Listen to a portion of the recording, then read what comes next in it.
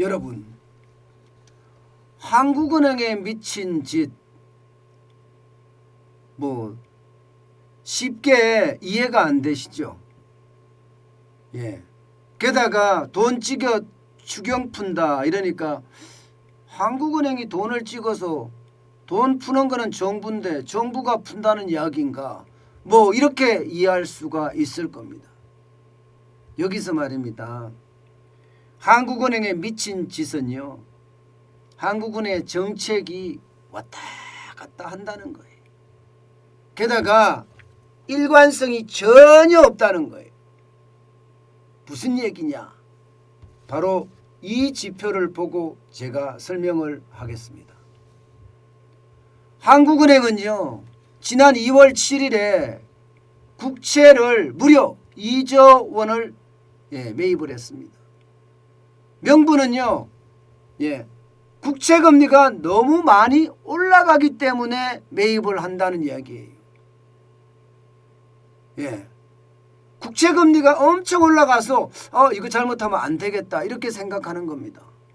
실제로 말입니다. 여러분, 국채금리 엄청 올라갔어요.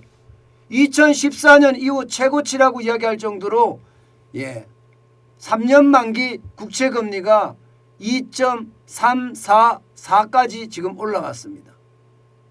굉장히 많이 올라갔어요. 이렇게 올라가니까 국채를 매입을 한 거예요. 매입을 한 거예요. 그러면서 말입니다. 이것을 보면서 지금 한국은행이 도대체 뭘 하고 있는 거야? 이런 생각을 들 수밖에 없습니다. 왜냐고요? 한국은행 지금 금리 인상하고 있잖아요. 작년 8월에 0.25 인상했죠. 11월에도 0.25, 1월 14일에도 0.25 인상을 했습니다. 그래서 기준금리가 1.25%예요. 금리를 인상한 것은 시중에 있는 통화량을 줄이겠다는 의도가 강하잖아요. 물가를 잡겠다는 의도가 굉장히 강한 거 아니에요. 그런데 국채를 매입하는 것은 쉽게 말하면 채권을 매입하고 돈을 시중에다 뿌리는 겁니다. 통화량을 늘리고 있는 거예요. 이게 무슨 미친 짓입니까? 한쪽에서는 말입니다. 금리 올리고 있고 다른 한쪽에서는 이게 돈을 풀고 있으니 이게 여러분 말이 된다고 생각하십니까? 지금 한국은행의 위상이 이렇습니다. 같은 한국은행인데도 정책이 완전 엇박자예요. 완전 엇박자. 지금까지는 한국은행이 금리를 올리니까 정부가 재정을 자꾸 풀어서 엇박자가 난다 했는데 그게 아니라 지금 한국은행은 한국은행 자체 내에서도 지금 엇박자가 일어나고 있다는 이야기입니다. 한쪽에서는 금리를 올리고 한국은행 안에서도 말입니다. 또 한쪽에서는 채권을 사들이고 이게 여러분 2월 달만 채권을 사들인 게 아닙니다. 작년에도 말입니다. 여러분 채권 굉장히 많이 사들였어요. 추경을 할 때마다 한국은행은 채권을 사들였습니다. 작년 상반기에는 6조 원어치 국채를 매입했습니다. 이것은요 여러분 결국 한국은행의 본래의 기능까지도 망치는 것 아니냐 이런 얘기가 되는 거고요. 더 심각한 것은요. 한국은행이 지금 채권을 사들인다 이 말은 부채를 화폐화해가고 있다는 이야기예요. 나라 부채, 국가 부채를 국채를 사들이니까 그러니까 나라 부채를 지금 화폐화하고 있다는 이야기 돼요. 이게 돈 찍어서 결국은 나라에 갖다 준다는 말하고 다를 바가 전혀 없다는 이야기입니다. 결국 지금 한국은행의 미친 짓은요. 부채를 화폐화해서 정부에 갖다 준다는 이야기가 되는 거예요. 그나마 여러분 다행한 것은요.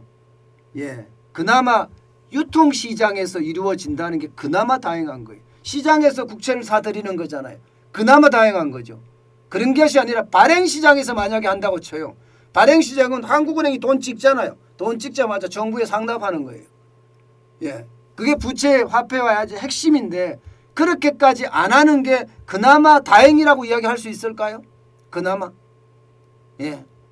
그렇다고 하더라도요 여러분 부채 화폐화는 결국 한국은행에서 지금 일어나고 있다 이런 얘기가 됩니다. 이게 여러분 한국은행이 독립적으로 통화 정책을 운영해야 된다는 저는 한국은행 법조차도 저는 위반했다고 생각이 들 정도입니다. 물론 위반했는지 안 했는지 더 따져봐야지 알지만 저는 한국은행이 그냥 권력의 어떤 개처럼 침 질질 흘려가면서 권력에 따라가는 모습, 그런 모습이 보인다는 게 솔직히 좀 창피해요.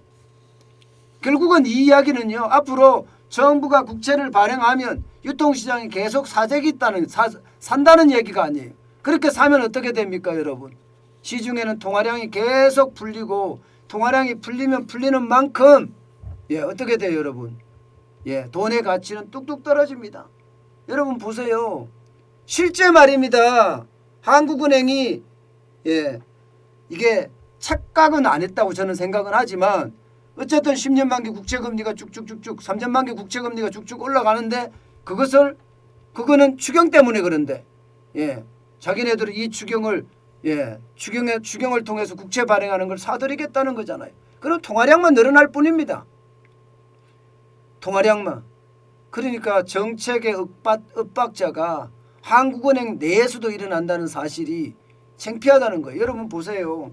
2017년 통화량이 2,471조 2천억 원이었어요. 그런데 2021년 11월에 3,589조 1천억 원입니다. 45.2%가 늘어났습니다. 통화량이 이만큼 늘어났다는 것은 돈의 가치가 그만큼 떨어졌다는 이야기가 돼요. 그러면 어떻게 되겠습니까? 물가 올라갑니다. 물가 올라가요. 한국은행은 물가 잡자고 지금 금리를 올리잖아요. 그런데 물가 잡자고 금리를 올리는데 결국은 시중에서 국채를 사들임으로 해서 소비자 물가는 오히려 폭등하게 생겼어요. 제가 한국은행에 미친 짓이라고 썼던 이유가 바로 그겁니다. 한쪽에서는 금리를 올려서 서민 더 울리고 다른 한쪽에서는 국채를 매입하면서 권력에 아부하고 이게 결국 말입니다.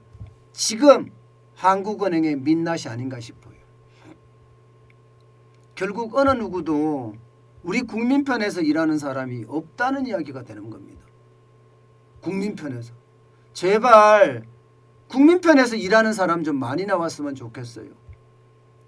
금리를 올리면서도 지금 어쩔 수 없이 지금 또 올려야 되거든요. 그러면서 한쪽에서는 국채 매입하면서 자꾸 돈을 푼다는 자체가 결국 말입니다. 우리를 더 우울하게 만드는 겁니다. 저는 이주일 총재가 3월 31일까지가 임기 만료예요. 그런데 지금처럼 이렇게 물가나 통화 관리를 한다는 것은요. 결국 말입니다.